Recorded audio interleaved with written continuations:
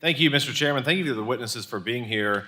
I'm struck. I'm going to go off script a little bit because the Democrats on this committee seem to be operating under a little bit of amnesia.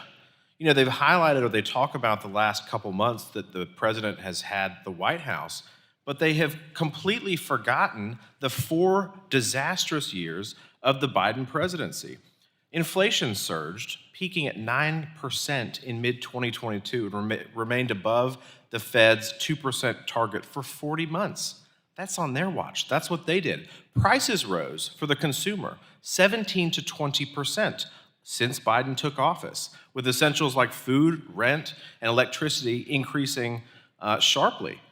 Real wages fell 4 to 5% since January 2021. So all these things that they're talking about the home ownership being unaffordable, these are things that they caused.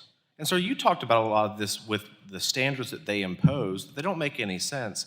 And then they come to this committee, and then they forget what the last 4 years looked like, and then they come up with low energy slogans like Big Ugly Bill. Well, that's just nonsense. If they had voted for this, they would be supporting working families and the tax hike that would have happened if they did nothing, which if they were in power, that's exactly what would have happened.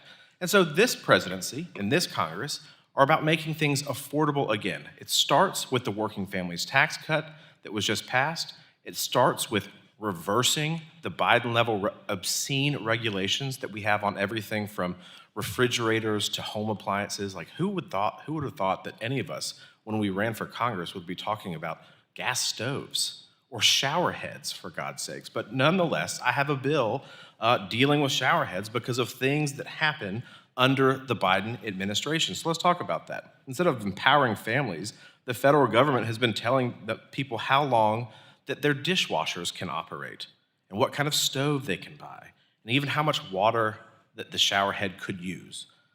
And so the bill, the one I'm talking about, restores some of that common sense. Let's get back to it. And it's about protecting families from bureaucratic overreach. We see this time and time again where the ivory tower of Washington, D.C. comes in their infinite wisdom and tells the rest of everybody how to live.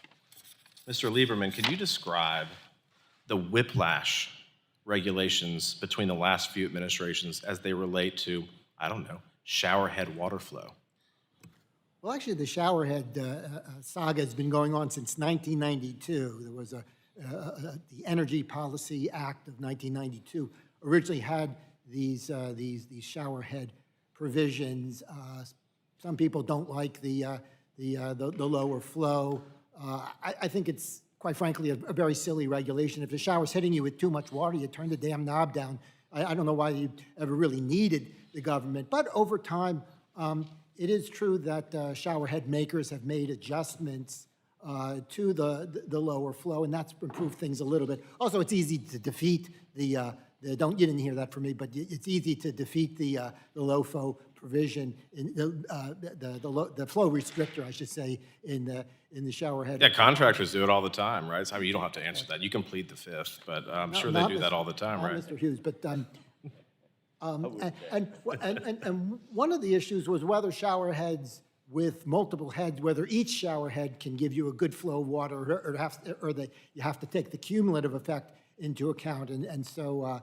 But again, it gets to the point where depriving consumers of the ability to make that choice for themselves, right? That's really what this is all about, is letting people decide for themselves.